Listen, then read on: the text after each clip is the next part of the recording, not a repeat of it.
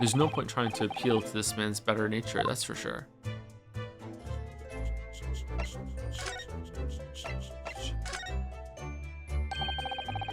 Hosonaga is just Fia, they're the same picture. So, what are your special orders this time, Inspector? Yes, and why are you dressed as a member of the crew? For fun, fashion. He's like the dean for community.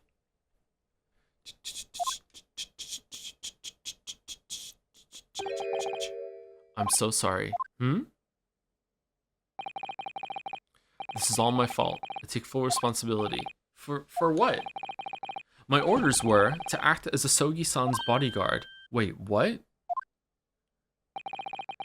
It was Minister of Justice Jigoku who pushed for this overseas study tour to go ahead. What was Kazuma into, man? And he entrusted me with ensuring that Asogi-san reached Great Britain without being assassinated. Assassinated? How could that even been a possibility? I'm not sure. But these are complicated times. Were there ever not complicated times? Were there ever precedented times? I want to live in precedented times. I want to live in uncomplicated precedent times. That's what I want to do. There are tensions between the world's greatest powers. Minister Jikoku said we should be prepared for all eventualities. This is incredible. I don't believe it. Kazuma-san was assassinated? Obviously, we couldn't give Asogi-san a visible security escort. Can you be an assassin without assassinating someone? Is assassin a job that you can train for and then you can be one before you do one? Or is it just once you've assassinated someone, then you become an assassin? You can be trained to assassinate and be a bad one. Can you be trained to assassinate and then you're an assassin before you even killed someone? You're an attempted assassin the same way attempted murder works. Attempted assassin means you're not an assassin. I don't think the leader of the Order of Assassins did much actual assassination. See, that sounds like they don't know what they're doing then. How can you train someone and be in charge of assassins when if you're not an assassin yourself? That's some bullshit.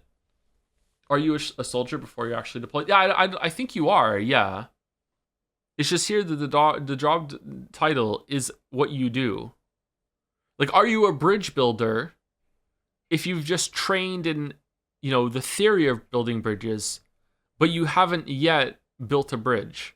Are you a painter if you've never painted? Exactly, I don't think you are. Are you an astronaut if you've never been to space? What does the word astronaut mean? Is it the same way like assassin? Like star something? Someone's saying star sailor. Probably, yeah. Are you a chatter if you don't chat? Exactly, you're not. Which is why I'm undercover now, posing as one of the crew. This key jangle was an attempt for me to wake the fuck up so it can continue. Let's see if it worked. I see. And I didn't take my eyes off him the entire time we've been on board. I'm having like a full-on narcolepsy sleep attack right now. Holy shit. From morning until night every day. Oh man, but I never imagined it would happen here inside his own cabin. Not here on the first class deck.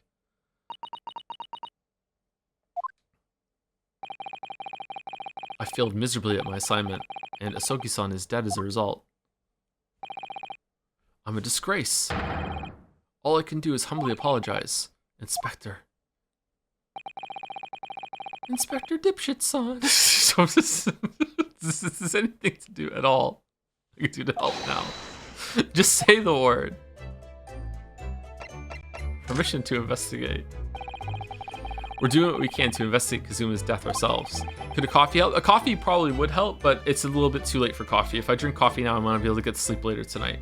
So it's okay. Let's see if I can power through another hour. We're stopping an hour no matter what. But yeah, we'll see. I thought you might be. You didn't do it, did you? You're not the killer? Any luck catching them killers then? Of course not. Would you really like to investigate the cabin next door? Yes. So we need to be allowed out of this cabin. Oh, I'm sorry. What? You've been deemed a risk to the ship's safety. If you moved to even touch the handle of the cabin door. Hi-ya! But in Russian. That stormy-looking seaman there would surely snap your neck in two. Da, I would. I suppose. I'm not just a stowaway now. They think I'm a murderer as well. If he dies, he dies. Would it be possible to give me something to work with, do you think? I'm going to need something persuasive. What do you mean? If I had a solid reason why the next door cabin should be investigated, for example, I'd do everything I could to persuade the captain to allow it. Really, I'd lay my life on the line if I had to. But I don't see how. There may be a way. What? Really? Think of how you tried to persuade me of your innocence, Naruhodo-san. By presenting me with a piece of evidence that you already had in your possession. Evidence? It's just the same as when you were in court. You must have done it many times during your trial. Simply select the present panel and choose some evidence that Inspector Hosonaga could use. So, evidence that would give us a viable reason to investigate the next door cabin, is it? Alright, yes, I think I might know what we can use. Let's see if I can present the detective with the evidence he needs to persuade the captain. A present for you. What's that? It's Kazuma's diary. Just before he died, Kazuma-sama wrote something rather strange in his diary. I think I might die. You should limit yourself to 17 cups of Joe per stream. Cups of what? I have 1 cup. Oh, is it 2 cups of coffee? It's 1 big cup, but it's 2. It's like 2 normal sized cups in 1 big cup. I think maybe it's a cup and a half. I don't know. When I grind the beans, I set the bean grinder to 2 for 2 cups, and then I just pour that all into a big cup. So I have 2 cups of coffee in 1, and that's it. Yeah. Strange in what way? He wrote, what looks like some kind of speckled band is dangling from the ventilator grill. A speckled band? That is strange. What's I-cup? It's what you say when you see Piss-chan. Yes, we're still trying to work out what he meant by that, but what I'd like to know is... Don't tell me. The ventilator, is it? You're very astute, Inspector. That ventilator clearly joins to the next door cabin. That's right. So if we can investigate in there... Okay, seriously.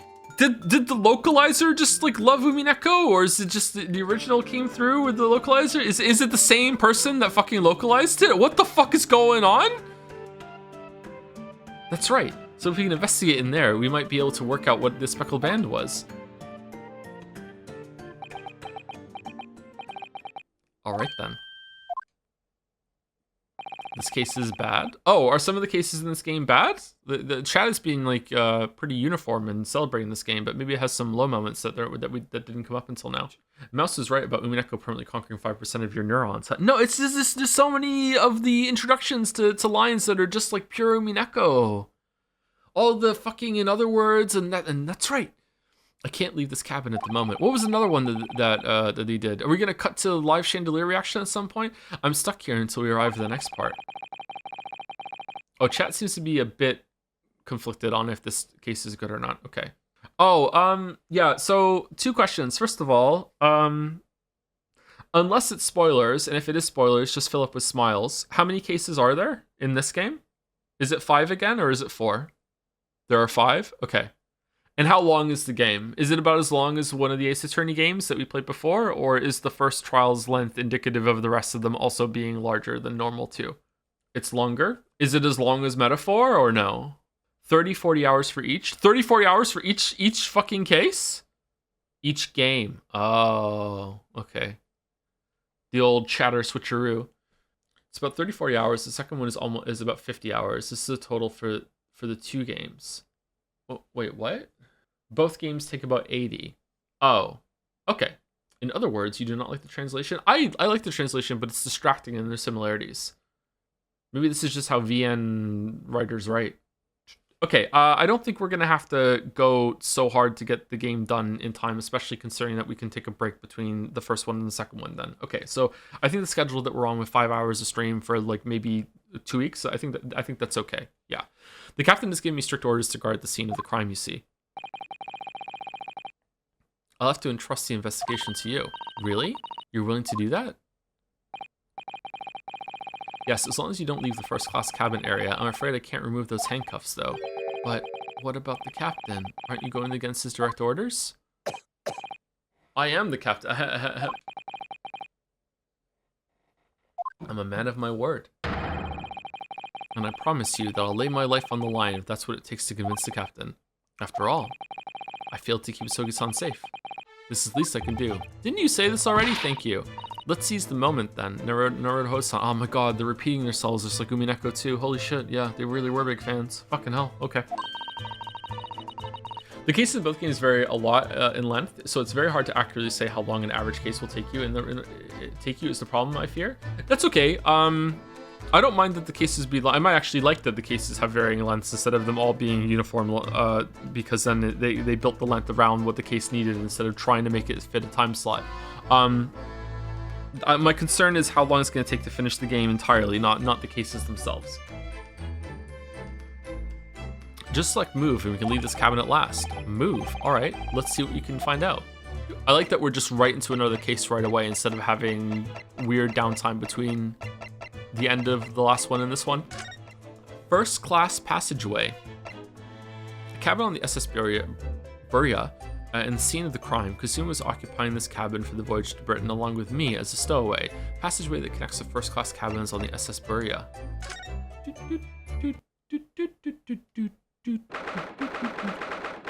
9th of January, 7:48 a.m.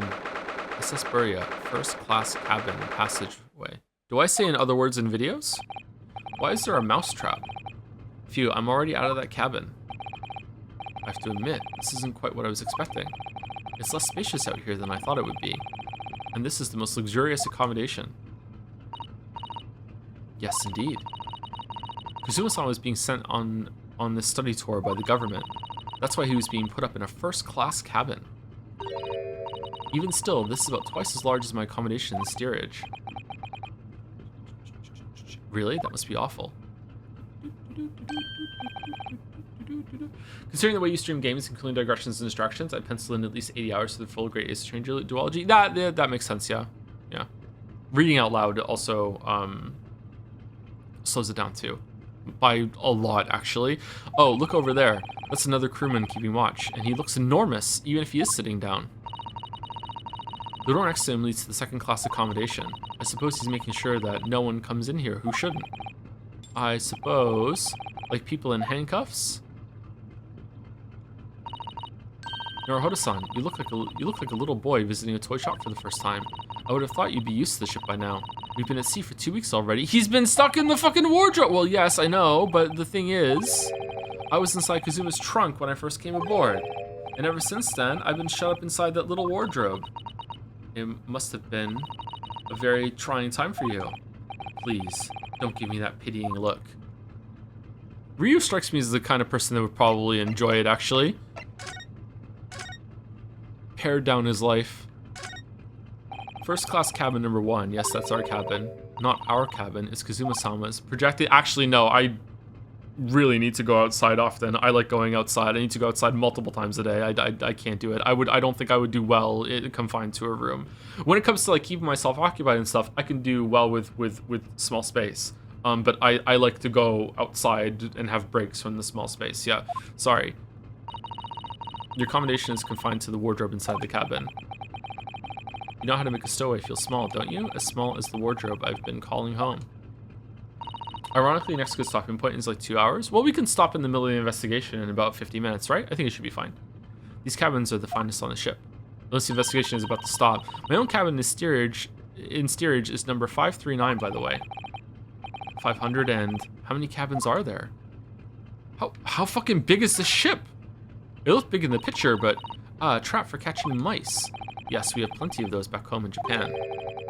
Chad, have you ever tried to load like an old school mousetrap? Oh my god, it's scary. Oh, I remember looking up being like, if I fuck this up, can I do damage to myself? Because there's no way. And it was like, it can easily break your finger. I'm like, what? The tension that you have to put that under, and then after that you have to load the bait if you're putting bait on it, and if you put the bait in the wrong way, it might flip the thing, and just like, holy shit, man. Although they may seem to be using a lump of chalk or something as bait. Lump of chalk. Let me see. Yes, I think that's what is called cheese. It's made from the milk of cows. cheese. I wonder what that tastes like.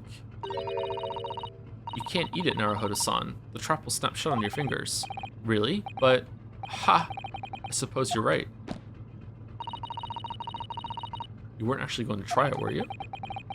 What would be a good way to trap you? Cheese or elf girls? I do like cheese and elf girls. Huh. Elf girl with a cheeseburger, maybe.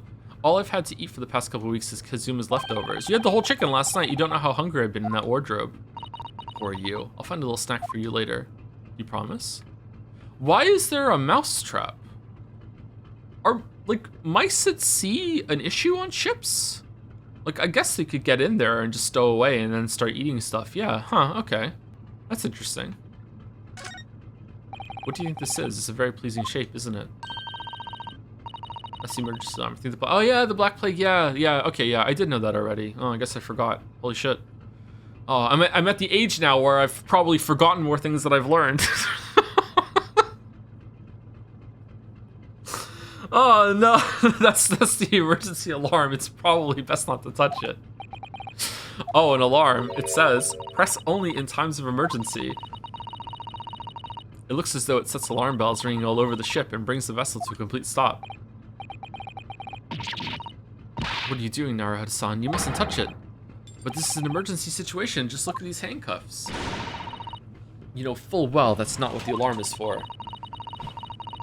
If you were to bring this vessel to a standstill for no good reason, you'd be in an even worse situation. Ha! I wish everything would just stop. The ship included. Okay, I think I've passed the sleep attack. I was like legitimately falling asleep for about 10 minutes there. And my legs were doing the restless leg thing when I'm really, really tired, but I'm feeling a lot better now, so I think we're good. If you have to do something foolish, at least make it something that doesn't affect anyone else. Do I have this to look forward to? My colleagues depend on me for random useless info, and I wouldn't be able to bear it if my brain cells started rotting at 40. I don't know. For reasons that I do not want to get into, obviously, I'm under a lot of stress lately, and I don't know if that's just taking a toll on me or whatever. I don't know if it's just like lack of sleep lately, or I don't know, but I have noticed some ability of when it comes to recall has diminished in the past, I don't know, like couple months. I don't know. I don't know if it's just an ongoing thing. We'll see. But I used to be able to, like, I don't know, like maybe 5 years ago or so, I would forget something, and I would be able to just be like send like a message to my brain, like a request, and then, you know, in about 10 seconds or so, like the answer would just pop into my head. I'd be like, oh yeah, it's that. I can still do that, but I find that lately, sometimes I'm getting like just like a empty report. Like it just comes back being like, don't know.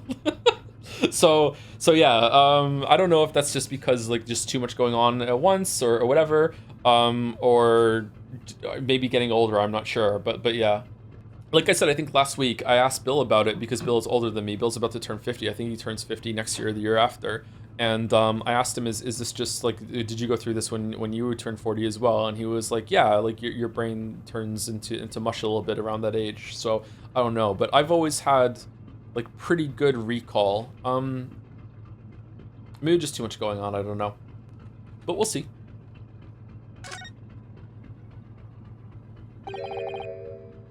This is it. This is the cabin next to ours. The one the ventilator connects to.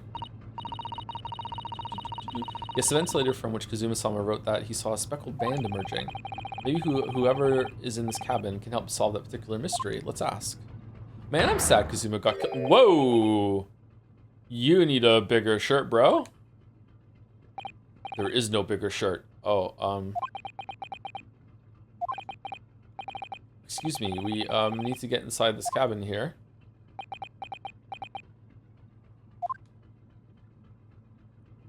God, I wish I had arms like that. Holy fuck.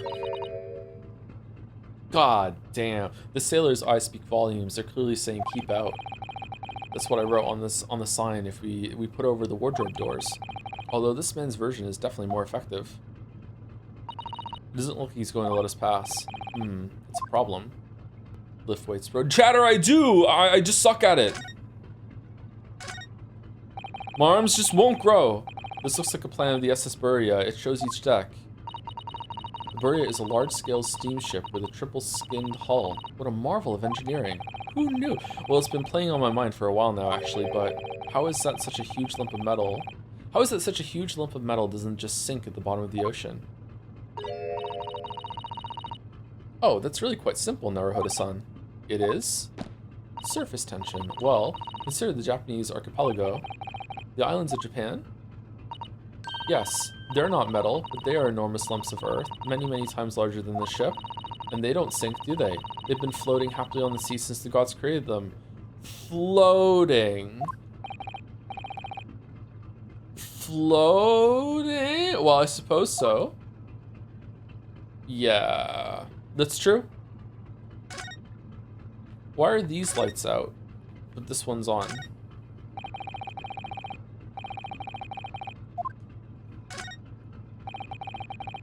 That's a huge book on top of the table there, and there's a pen next to it. Yes, that looks like the ship's log. Shall I have a little look through it? Little cheeky look-see? Yeah?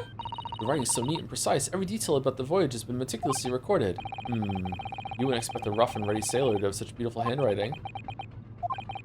And, no. Nothing. No reaction at all. I thought he might appreciate the compliment. You've misjudged him. I'm not sure that rough and ready is much of a compliment, Naruhodo-san, even to a sailor. No, it's probably one of the biggest compliments you could pay to a man. Absolutely. Anyway, last night's log is mostly blank. I would melt. Presumably that means that it was nothing ready to report. Okay, just him, that's it? Excuse me, but could I ask you something? You little stowaway murderer! You fucking murderer! That wasn't a good start, was it? Alright, let me try instead. Good day, Mr. Sailor. It's the problem with the Kingdom of Deliverance 2 streams is people want them back expecting there's gonna be more you fucking murder shenanigans, but it's not. It's just gonna be the main story for the whole fucking rest of it. Nothing like that is gonna fucking happen. Good day, Mr. Sailor. I'm so sorry to trouble you, but could I perhaps ask something of you? You little third-class lady's maid? Whoa, why are you so mean? Oh, we seem to have caught the sailor on a bad day, Suzy-san. But I am not a sailor. My mother gave me a name. I am senior crewman, Biff Stroganov. Phew. The best thing is just to avoid eye contact, I think.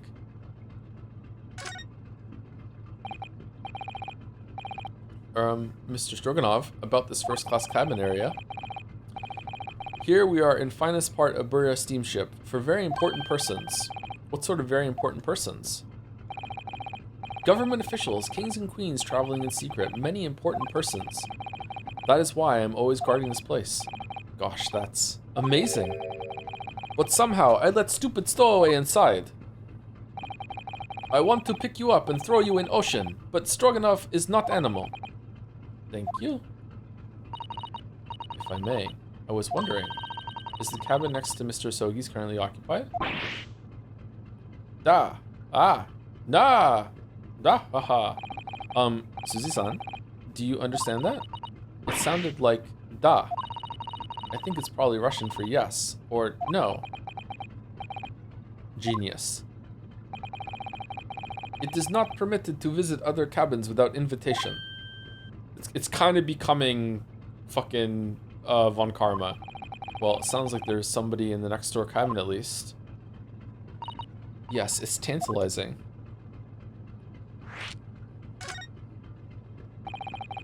Could you tell us who's traveling in the cabin next to Mr. Sogi's? His name is Mr. Grimesby Roylott? Grimesby Roylott? Grimesby Roylott. Crimes by Roylott. Roylott? I'm not seeing a joke there. He's a very important Western gentleman. A Western gentleman? Do not think about it. He has nothing to do with the with murder of student boy. Oh, it's a Sherlock reference. Okay. I haven't got there yet, apparently. Or I've forgotten it. How can you be so sure about that? Mr. Roylott is authentic Western gentleman. Such a man would have no interest in lowly student from insignificant Far East Islands. That was harsh. Can you tell us when Mr. Roylott came aboard? That is not your business. Come to think of it, even though we've been at sea for 2 weeks now, and I've been in Kazuma's cabin the entire time, I've never once heard anything from the next door cabin or even felt like there's anyone there. Sounds like a courteous neighbor to me. Well, presumably since this gentleman is occupying one of the first-class cabins, he must be rather important. Is that right? Ah. That is not your business. I am fucking von Calm.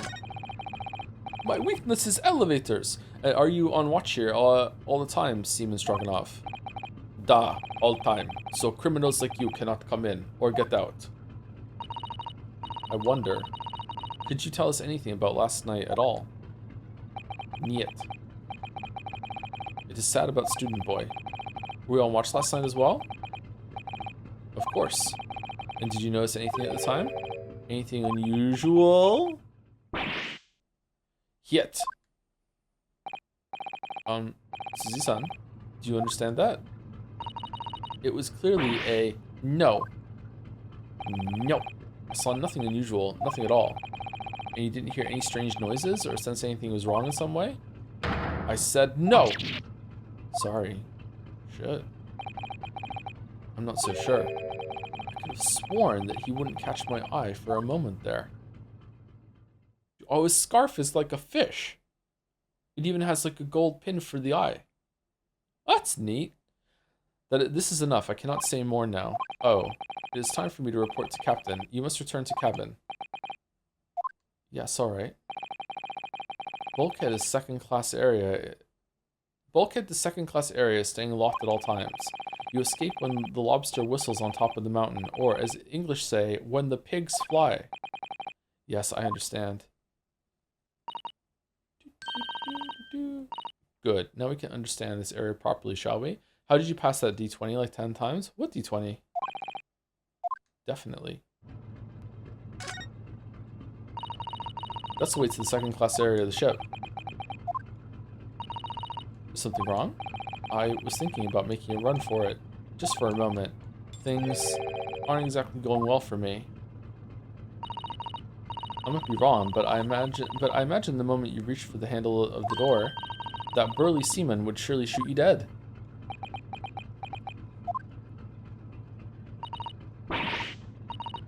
Okay, there I had to pass the D20 not to make a bad joke. Oh dear, I'm sorry. Perhaps I went a little too far there. I didn't.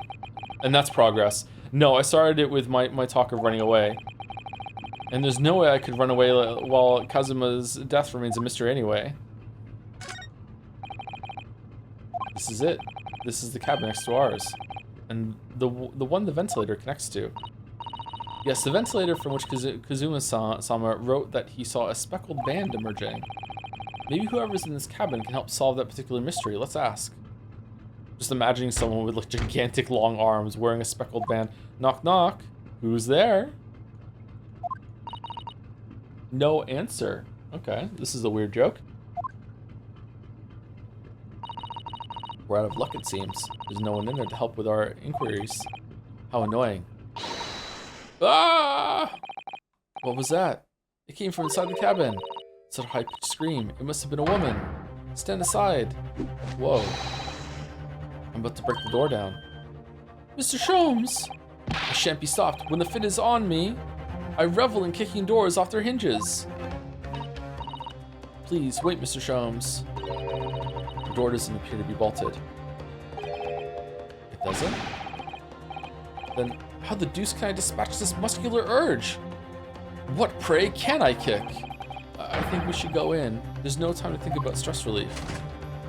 This is a PSA that if you ever do need to break a door down for, you know, maybe one of your kids accidentally locks himself in the bathroom or anything like that, that you definitely do not want to use your shoulder to bash your way through it. You do want to plant one foot firmly on the floor and then use your foot to kick it open. You do not want to bash forward. You're just going to hurt yourself. What? Oh. Who are you? A Western gentleman? This man looks Russian to me. We heard a woman scream. A woman? Don't be absurd. Oh, you picked the scissors, huh? You want to take away a card from your deck? Alright. Yeah, Usually that's if you don't get any good options, you go with that one. As you can see, there's nobody but me in this cabin. True, this old man does appear to be the only person in here. But in that case, who just screamed? Get out, all of you, now! Please excuse the intrusion, but you're Mr. Grimes by Roylott, I believe? Yes, that's me. And you are? I am the one and only, the actual Herlock Sholmes. You've heard of me, no doubt? No. I'm a great detective among great detectives, one who adorns the covers of popular magazines, no less. So I assure you, you may trust me completely. No. The man uses that magazine like a business card. I'm a detective. A detective? I do not trust detectives. We distinctly heard a scream emanating from within these walls. But there wouldn't appear to be a lady concealing herself within the wardrobe this time. So might I be so bold as to ask you to open that small traveling case? What? Don't be stupid. How could anyone fit in a small trunk like that? A contortionist might be in there. Well, it's quite fashionable these days, is it not? Travel inside one's trunk. Don't look at me. Wait, really? Oh my, did you see that? Mr. Naruhodo. Yes. The case just shook. Leave now, otherwise I'll call the steward. So this is Kazuma's neighbor, Mr. Grimes by Roylott. Thank you, Phoenix Fury, for giving us up to Herlock Sholmes. Who's that? I need to know. There's no doubt about it. This strange Russian man is hiding something. I couldn't agree more. Let's see if we can find some clues before that burly sailor returns. Why are you brandishing scissors, bro? Oh, wow. You're settled in. Same room layout, pretty much, okay? What do you think you're doing? This is my cabin. Get out. Could we just have a quick look inside your traveling case, perhaps? No. What a pity. I think we're out of luck. I think you're right. There doesn't appear to be anything more we can do. I agree. There may be someone else who can help. Okay, so we can't do anything until we talk to him. Perhaps the great detective could get somewhere with Mr. Roylott. Or we could just talk to him first and see what happens. Last night, first class cabin about the incident. There are a lot of options. Holy shit. Mr. Roylott, we'd like to talk to you about something. No. Oh, I do not want to talk. Leave my cabin now. Oh, this is going terribly. We're not getting anywhere here. I agree. There may be someone else who can help. Perhaps a great detective. Okay, so you can't do anything until we go with Herlock.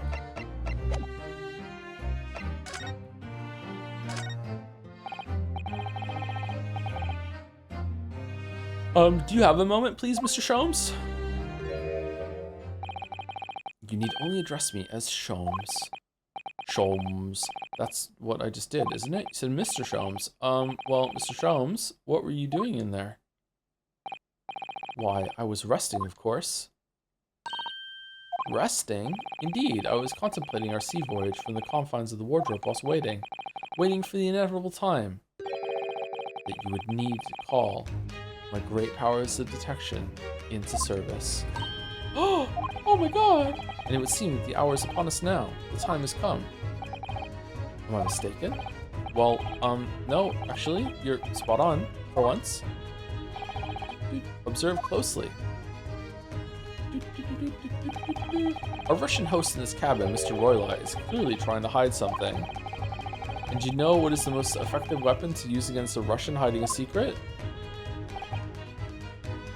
I'm not saying shit. Why, the truth, of course. Yeah, though it should be pointed out that such methods are not exclusively for the Russians.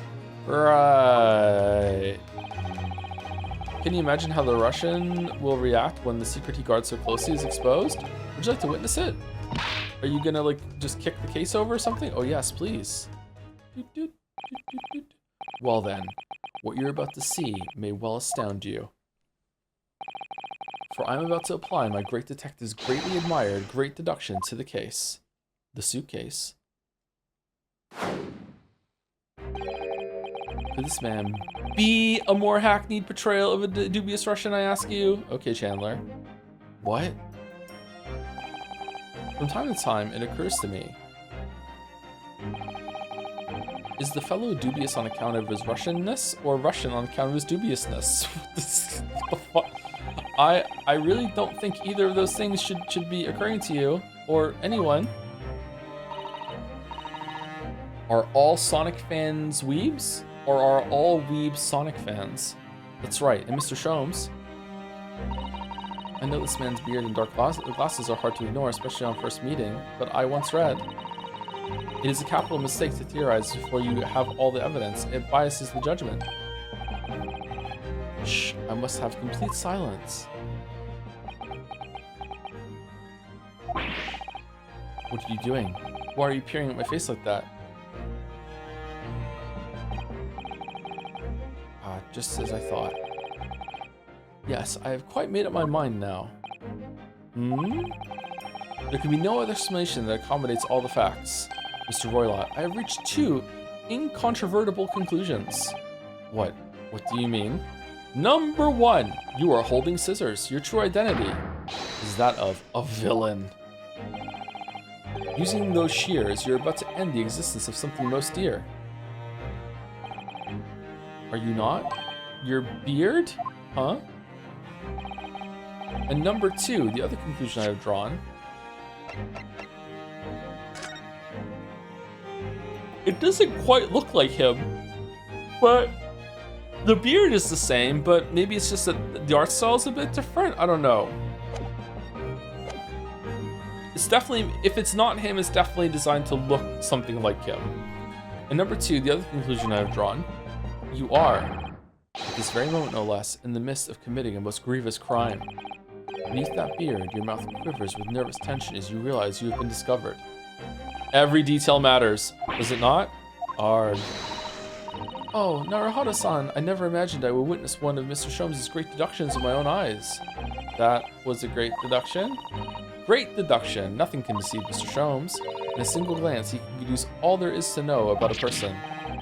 What? What ineffable twaddle. Oh yes, I've read about it countless times in the adventures of Herlock Sholmes, and now I've experienced the astonishing impact of his great deduction firsthand. This is like a dream come true. I can hardly believe it, but all the color is drained from Mr. Roylott's face. It looks like somehow both of Mr. Sholmes' conclusions were right. How? How could you? How could I possibly know such things? You wish to say? I'm a bit of an empath. Very well then, I shall elucidate. He loves that word. I shall explain how it was that I arrived at this pair of conclusions. So I do cordially invite you upon a journey of logical discovery. Let us board the train of reasoning. Imagination. Excavation. Imagination. What was it? It was the fucking like detective taxi, driving around and shit. Here we go. Oh, chat's excited. Put plainly, let's work through my deductions together. Okay. The great deduction. The game is afoot. Topic 1. Old man's identity. Conclusion. So devious looking Russian, Mr. Roylott. Obviously what catches the eye in the first place. Does he have a paper stuffed in his pocket? Is the enormous pair of shears in your hand?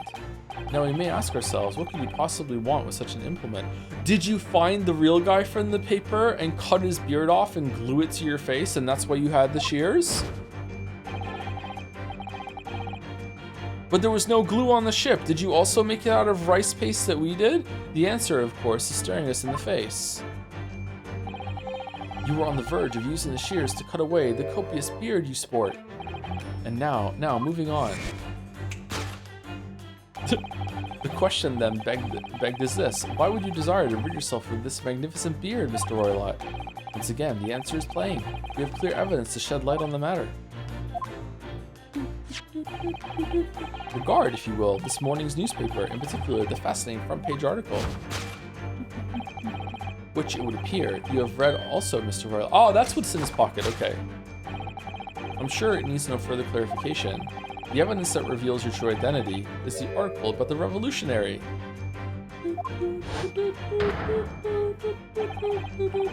In translation, the headline reads, Revolutionary Villain...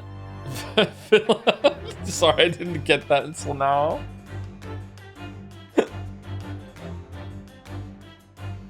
Hold on, someone Sholmes says you are a villain. Did this guy hear the name villain? Is like, how did you know? Thinking his disguise was working? Villain Bolshevik flees Russia via Shanghai. As you cannot fail to observe, the subject of the article possesses extremely copious beard. Having known the article yourself, you decided to remove your incriminating facial hair before it gave you away. In short, Sumari, your true identity is beyond doubt. You are the fearsome Russian revolutionary himself, Villain Bolshevik. Not that I've heard of you myself, you understand. A revolutionary on the run. Topic 2, wrongdoing. Now, as for my second conclusion, it's a fucking Nintendo Switch ad. You are, at this very moment, on the brink of committing a most grievous crime. And the proof of this crime? Over there. Oh yes, Mr. Roylott. Taken unawares, people have a propensity to let their eyes stray, you see. Ah! And I assure you, the eyes speak so much more eloquently and honestly than the mouth. The answer we seek lies where the furtive glance falls. Pygmy? The proof of your crime sits before our very eyes. Yes, that traveling case. It is time, I think, the case be opened and its contents laid bare. No, I refuse! What could you possibly be concealing inside, we ask? By my estimation, a young lady, perhaps. One slight enough to fit therein. Don't be absurd. And what, pray, would be the identity of this young lady in the traveling case? Dear me, we are not well suited to a life of crime, are we? Your careless coup d'oeil betrays you. Dioil betrays you. Oil of Olay? Once again, we need only follow your furtive glance to find the answer. Yes, the reason you refuse to open your traveling case can be equally found in the pages of this newspaper. For there is another, most stimulating article. Fucking okay, Yoda. If we turn from the fleeing revolutionary to the back page, renowned prima ballerina of the Novovich Ballet disappears from Shanghai. Such a headline can lead us to but one conclusion. Oh, look at the pose she was doing in the other picture. Holy shit. Your crime is that of abduction. And according to the article, I think your crime is sorry. Again, it's a joke for me. According to the article, the young lady's name is Nikolina Pavlova. Kidnapping of a young ballerina.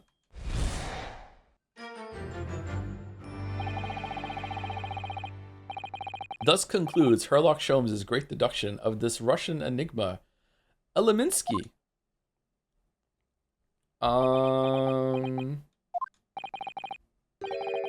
Suzy-san, that wasn't one of the greatest deductions I've been hearing so much about, was it? Well, stories are full of Mr. Sholmes' brilliant deductions, you know. But that did seem a little different somehow. Ooh, excuse me, Mr. Sholmes. Could you come over here a moment? Pray, what can I do for you? It's about your deductions. Would you mind? Not at all, go on. Well, to start with, there's the newspaper article. I think we had the same discussion before, but these two men look nothing like each other. Yes, I recall our discussion earlier, and at the time, I believe I told you that the man is a revolutionary, well able to revolutionize his own appearance. In fairness to Mr. Sholmes, Mr. Roylott does look more like this man than you do. That's not the point. And another thing, the part about him abducting the ballerina. Indeed, a truly startling revelation. At first glance, the case would appear too small to accommodate a young woman. Not just at first glance, it is too small, clearly. You'd be lucky to fit a 5-year-old child into that case, even if you pushed really hard. I don't suppose the missing ballerina is a 5-year-old child, is she? You mean you don't know? The young lady is 15. No, I didn't know. How could I? Well, if she's 15, then 10 years worth of her would be poking out from that case. Some years ago, I read something pertinent, I believe. A troop of men consuming vinegar daily in order to promote a certain litheness in their bodies. Ew, vinegar. For such a sour bunch, it would surely be simplicity itself to contort oneself into the confines of that small case. Oh dear, you might be thinking of contortionists in the circus, Mr. Sholmes. I was thinking that earlier too. Ugh, this whole thing is turning into a circus. Sherlock Holmes. Mr. Naruhodo, something's occurred to me about Mr. Sholmes' deductions just now. It's their shit. I think his powers of observation are, well, magical. His eyes cuts to the heart of the matter almost instantly. It's just where he directs his attention and his logic that seems a little off. Your idea of a little may be a little off itself, Miss Susie. It's just one or two key words in his deductions that seems to have let him down. So I was wondering if we might perhaps tactfully switch them for alternatives. What do you think? Switch some key words in his deductions? Yes, but very tactfully. I feel sure we could do that. Still in handcuffs, by the way. Alonzo's dead. We'd unlock the true genius of Mr. Sholmes' great deduction. Precisely the thought that was going through my own mind. This man is a lot of work. At times, I wonder how anyone puts up with me. It's not that funny. And you, my good fellow. Sorry. Take a moment to look at your wrists. My wrists? What? Where are your handcuffs? When did that happen? How did? I felt it may hinder your ability to follow me in our dance of deduction. I don't believe it.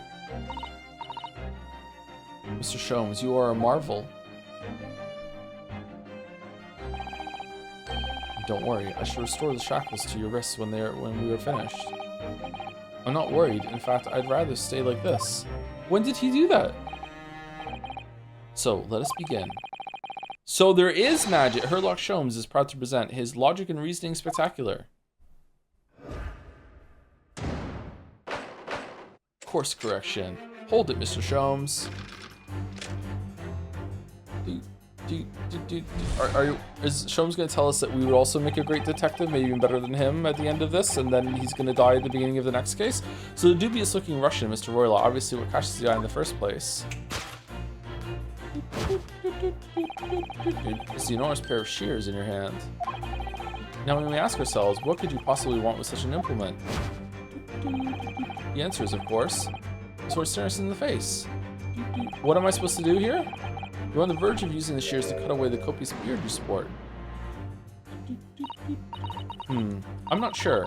Would you really use shears like that to cut off a beard? Yeah. You would start with scissors for sure. You're not just gonna take a blade to it and then you're gonna trim it down with scissors before. Like, I mean, there's probably other methods to do it, but yeah, you would absolutely use scissors to start. I think, yeah, you got to, right? Unless there's an implement I don't know about. I'm convincing myself more of this as we go on. I doubt that's something I'll ever have to worry about. It doesn't sit quite right with me though. It doesn't seem to be sitting right with Mr. Roylott either, which means, I suppose, that the deduction is wrong. Maybe Mr. Roylott is the ballerina. Let's try to switch a key word here, Naruhodo-san, and see if it helps matters. Alright, but how? I think we should start by taking a long, hard look at Mr. Roylott. I wonder if it's really his beard that he intended to use those shears on. Exactly. If we do manage to find something that seems to fit the sense of Mr. Sholmes' seduction better, then what? Then I'll leave the rest in your capable hands, Naruhodo-san. Why am I the one to do something about this? Well, anyway, let's see if there's anything we could even use to switch around that last sentence. What exactly is Mr. Royal going to use those enormous shears for?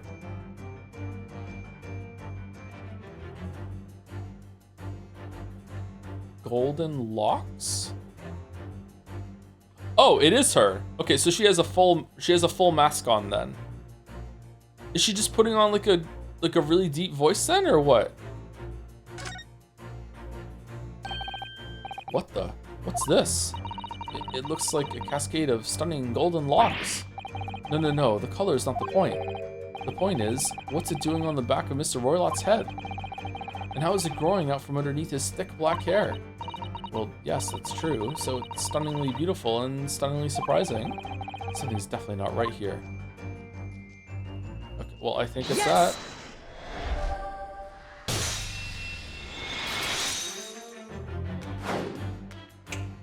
Oh, we're doing it now. Cool. I gotta say that I wouldn't have gotten that if it didn't show up as golden locks when the cursor was over it. I thought that was just part of his coat. You were on the verge of using the shears to cut away those golden locks you sport. Indeed, you have identified the precise detail I was intending to expose. Such lush golden hair certainly does not befit an old man. You're not a man at all. You're a woman, and judging from the length and sheen of your hair, one still very much in her youth. Oh no. Oh no. If only I had managed to cut off my hair, no one would have suspected. The question then begged is this: why would you desire to rid yourself of these magnificent locks? Sheer locks. Once again, the answer is plain. We have clear evidence to shed light on the matter. Boo! I'm sure it needs no further clarification. The evidence that reveals your true identity is the article about the revolutionary. Well, that was a shock. I had no idea the old man was really a young woman in disguise, did you? What? Why are you staring at me like that? Yes, it was a surprise, Naruhodo-san. You're enjoying this, aren't you? Sorry? You look like you're in your element as you dance around the room, deducing the facts with Mr. Sholmes. I'm just doing what we agreed. I'm not having fun or anything, Baka. This is strictly business, not strictly Yes, I understand. Say no more. Well, anyway, let's focus on this next part of Mr. Sholmes' deduction, shall we? The evidence that he's picked out doesn't fit the facts at all now. That's true, given that Mr. Royal is actually a woman. Exactly. He, or rather, she, can't possibly be this merciless revolutionary. Whoa, hey, you don't know. I suppose it's because the deduction as a whole is taking a different direction now. Yes. Let's switch the evidence for something else. Something that fits the facts as we now understand them. For some reason, this woman needs to try to hide her true identity. I feel as though I've either read or heard about a young woman in a situation like that recently. Alright, so does she have a younger brother or younger sister, and that's the one that's in the suitcase? Or is there a pet in the suitcase? Like a cat? Alright, I'll do my best. I mean, it's just at the end of here, isn't it? Like, did we read it? This is interesting. Have you found something relevant, Naruhodo-san? Well, no. I mean, it looks like it might be interesting. Whoa, the upscale. I can't read a single word, I'm afraid. No, nor can I. But look at this picture. Perhaps it's about a beautiful young Russian princess, do you think? She is very pretty, isn't she? I suppose you enjoy articles like this, do you? I don't know. I can't make any sense of it. Oh, I'm glad you've noticed this article. Do you read a smattering of Russian? Allow me to give you a short summary of its contents. Oh, thank you. He pops up everywhere, this Mr. Sholmes. It's about the disappearance of a young lady last night. Renowned prima ballerina of the Novovich Ballet disappears from Shanghai. During a performance in Shanghai, the famous dancer was reported missing.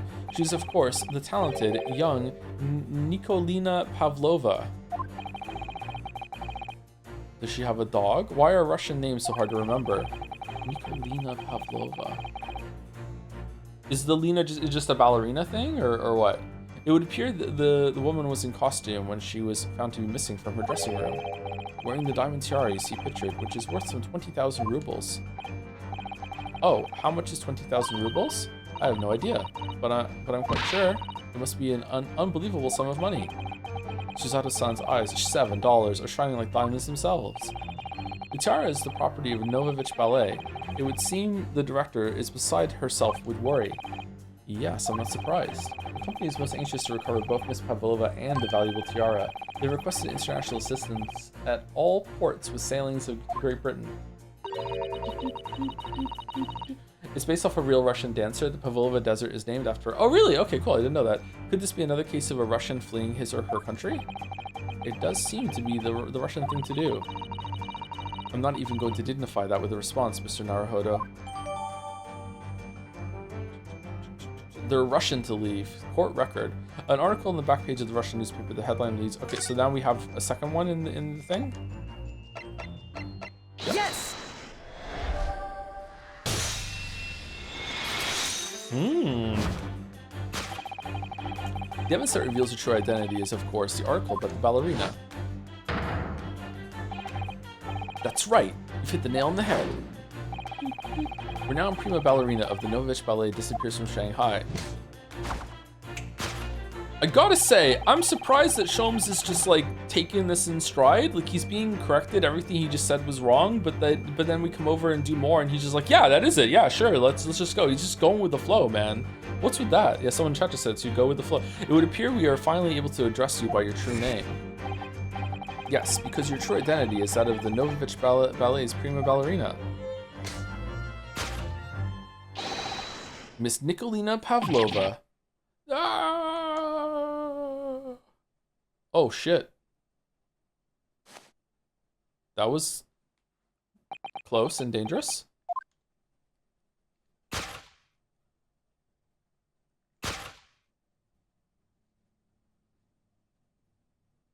Oh, cool earrings. Oh, is the hat yours? The hat stays on? Okay, you're right. My real name is Nina. I mean, Nikolina Pavlova. But please, I beg you, don't tell anyone. A ballerina on the run.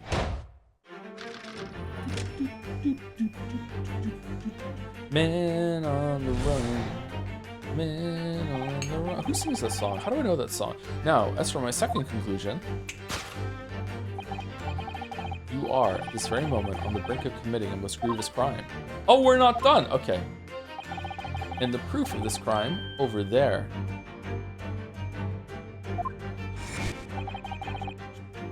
Oh yes, Miss Pavlova. Taken unawares, people have a propensity to let their eyes stray, you see. And I assure you, the eyes speak so much more eloquently and honestly than the mouth. The answer we seek lies where the furtive glance falls. The proof of your crime sits before our very eyes. Yes, that traveling case. This woman is the ballerina, and she's right in front of our eyes. So clearly she can't be inside that traveling case as well. No, that's right. It seems she wasn't abducted at all. In which case, what is the crime this young woman is apparently committing? Fashion crime. Ha! I can see I'm going to have to step up and fix the great detective's mistake again. You seem to look pleased, Naruhodo-san. Do you like the idea of another chance to dance around with Mr. Sholmes? Stop it. Anyway, there must be something else here that shows what this woman is up to. Traveling case, wastepaper basket. It's a very small case, isn't it? You can see instantly that no person could possibly fit inside there. So does that tell us that Miss Pavlova's telling glance in this direction was focused on something else? If that's true, though, it doesn't make sense. What do you mean? Well, if there's nothing incriminating inside this case, why did she refuse to let us look inside? Yes, I wonder why. Perhaps she has a perfectly harmless reason, though. Why was it moving? The wastepaper basket? Let's have a little look inside. A little look-see-doodle. Naruhodo-san. It's poor etiquette to go sifting through someone's rubbish, you know. Ugh, those eyes. She's looking at me like I'm a piece of rubbish now. However, these are special circumstances, I think. Exactly. We have no choice. Excuse me. There's hardly anything in here at all. Oh, well, that's a little disappointing. Oh, that really wasn't it? Oh.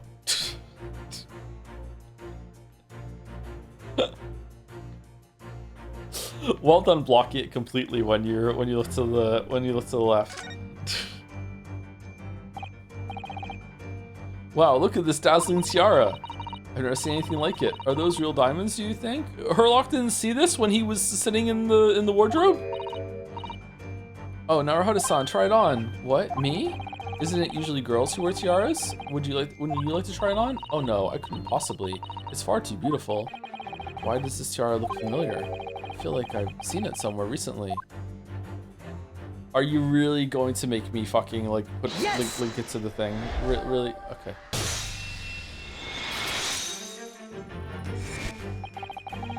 The proof of your crime is surely this tiara. Ah! I believe this tiara is worn on stage by dancers in the Novovich Ballet, is it not? Indeed. Okay, it's not going to make me do it. Okay, that's good. Indeed, it would appear to be identical to the tiara pictured here in this newspaper article. What the fuck is this Genshin Impact sprite of this object here? And if the reporting is to be believed, it's an item worth 20,000 rubles. In summary, the crime you've committed is theft. Oh no! Yes, you left your ballet troupe, unlawfully taking their precious tiara with you. Fuck! You just killed me. Slain.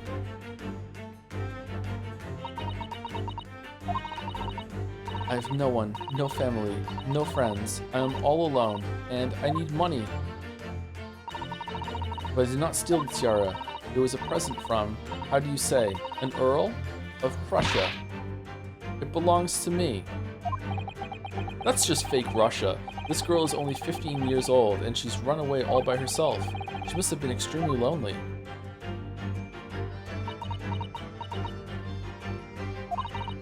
Alright, I will tell you everything. There's no point in hiding it now. Come, let's not be hasty. What? What's in the suitcase? There remains one unsolved mystery about you. Mystery? What do you mean?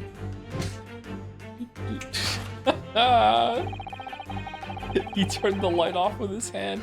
You have staunchly refused to open this traveling case of yours in our presence. Is it reasonable to conclude, therefore, that there exists some reason why you'd wish it to remain closed? Is that not so, Miss Pavlova? My dear girl, there is no sense in playing games with me. Nothing escapes my attention. Indeed, I have a very good idea of the contents of your case, even before I've ever laid eyes on them. It's spaghetti. She loves it, and she's embarrassed about it. It's just full of spaghetti. Just so much spaghetti. Suitcase spaghetti. Dear me, we are not well suited to a life of crime, are we? Your careless coup d'oeil betrays you. Once again, we need only follow your furtive glance to find the answer. Yes, the reason why you refuse to open your case is written in the books on the shelf. Wait, what? It's completely changed tack with deduction now. I think Mr. Sholmes is adapting his logic to the changing circumstances, don't you? Maybe, but why has he suddenly brought the bookshelf into all this? It's just a wild guess, surely. Isn't it kind of disrupted in the same way that ours was on the other side? Oh, do you think so? Well, it doesn't seem likely that the reason why this young woman doesn't want to open her case would have to be written in a book that doesn't even belong to her. Yes, that's true, but still...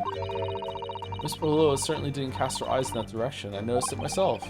Then there has to be another reason why she won't open her case. And it must be somewhere in the same area, if that's where her gaze was involuntarily drawn.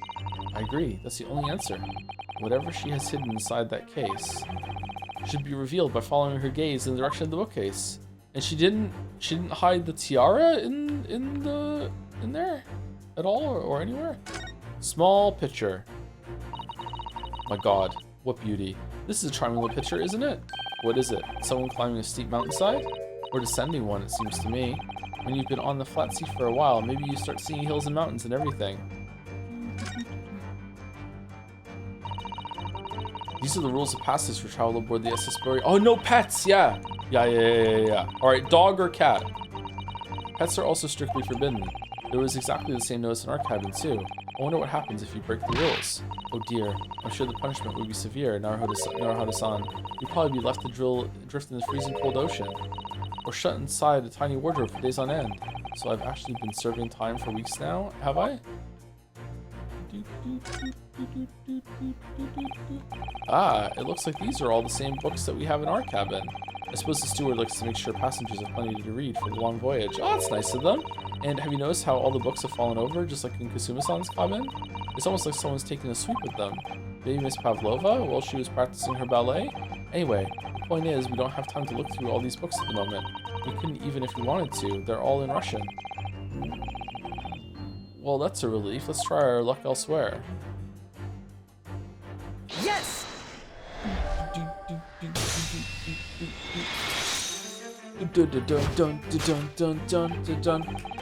Yes, the reason why you refuse to open your case is written in the rules of passage. Passengers must not keep weapons or other dangerous objects in their cabin. Pets are also strictly forbidden. Inside that case of yours is something forbidden from the carriage on this vessel. That is the real reason why you refuse to open it, thus revealing its contents.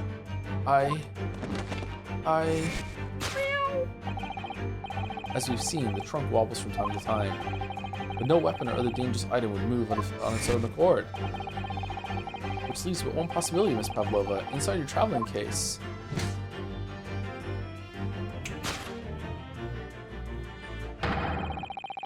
Is the last item listed as forbidden in the vessel's rules of passage a pet?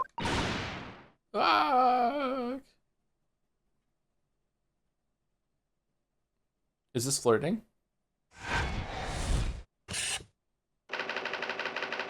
Possession of a prohibited animal.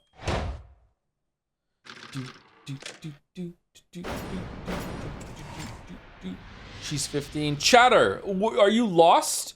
The men are flirting. Are the men flirting? So clearly, you aren't who you said you were. No, I am certainly I am not Grimsby Roylott.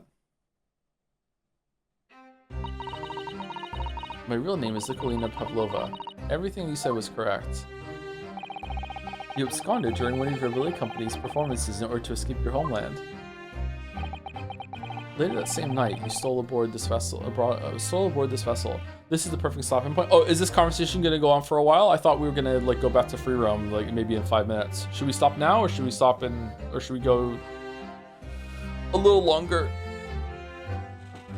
For a little bit? Okay, let's stop here then. I mean, we just discovered something, but yeah, but I don't know if like, are we done with the free roam? I thought maybe we might go to one other location and we'd be able to get out of it here, but it's fine. We can stop here. I'm not opposed to that. I'm just happy that I was able to finish the stream shift fully, because I thought I was gonna have to bow out an hour ago. I was so tired. It was just hitting me in waves, man. I don't know if it was showing. Anyway, so yeah, pretty fun. Structurally, it seems to have some of the same problems as the first games did, which is that when it comes to like letting you off the leash and you just go around and looking at things, I can find that sometimes I would just rather it be streamlined and they just had conversations going through it, and there is some repetition, that sort of thing. But that's fine. It's definitely bogged down a bit by me having to read everything out loud, which is like drawing it out a little bit. But yeah, I'm enjoying the tone very much. But I think it could be a little quicker, yeah. I'm happy though that it went straight from the end of the first trial to the beginning of the second story right away, and it wasn't like this, oh Phoenix, what are we gonna do? We don't have any money and you owe me, you're gonna have to buy me 10 fucking hamburgers, and no, what are we gonna do today? And look at this newspaper that's totally not gonna be about the next case, but it might be about the next case, and oh no, and also I'm going up to the shrine, and oh, I just got a letter, and oh, the sky is blue and so am I, and oh, here we go, oh Phoenix, what are we gonna do tomorrow? Let's go to sleep and let's go to the restaurant. Like, it's not that fucking bullshit. It's just right into the next one, right? Also, I also found that going to the prison and having to speak to the client was also slowed it down too. So yeah, we'll see how it goes. Maybe it's gonna start that later, but yeah, I like to just jump right into it. Anyway, anyone available to raid or no? Maya-san. But the toilet cleaning is the key story point. Was that the game that had the toilet is clogged again? Patho tomorrow, you say? Yes, we're doing Pathologic tomorrow. We're finishing it. It should be a shorter stream tomorrow. So maybe afterwards we'll do like a cheeky Slay the Spire run or Mugenics, or we'll just call it early if I'm tired. And then Saturday, Mouse and I are doing a stream. I think we're starting around my usual time. I'll do a ping in Discord when we're live. It might be a little later, it might be a little earlier. I don't know exactly when the time is, but it's going to be around the time that I usually stream on Saturday. And then I'm off on Sunday, and then on Monday I'll come back and we'll do a Greatest Attorney for 5 days next week, Monday through Friday. And I don't know, we're probably not going to start Patho 2 next week. I think I'd rather give it a week break. Yeah. Probably 2 p.m. Mountain time, so it might be an hour later, okay. Streamer Barry is streaming Greatest Attorney 2. I don't know who Barry is. What about Saturday next week? I probably won't stream Saturday next week, but we'll see. From Game Grumps? I don't know Barry from Game Grumps. Sorry. Wooly Versus is doing Ace Attorney. Let's go Wooly Versus. I know who Wooly is. Hey, I'm Grump. I'm not so Grump. Pathologic 2 in 2 weeks then?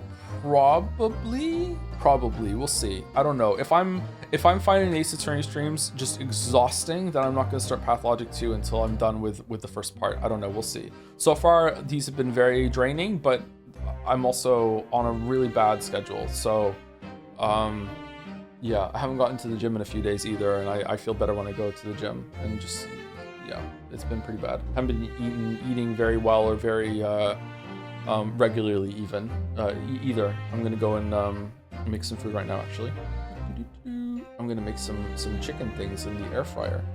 Patho would seem like it'd be a lot more reading. I don't know. I don't know if Pathologic 2 is the same as Pathologic 1, but yeah, it was a lot of reading. Thank you everyone who gave bits and subs. I think I said thank you to everyone. I think I got them as we went through. And that's it. Raid's going through. I'll see you tomorrow for Pathologic if you're going to be there for that. It's going to be the ending. No more Pathologic 1 ever. I'm really excited actually. It's kind of worn out to welcome a bit, but it was pretty good last week though, I gotta say. And then, yeah, looking forward to more of this on Monday. See you later. Have a good weekend if I don't see you tomorrow.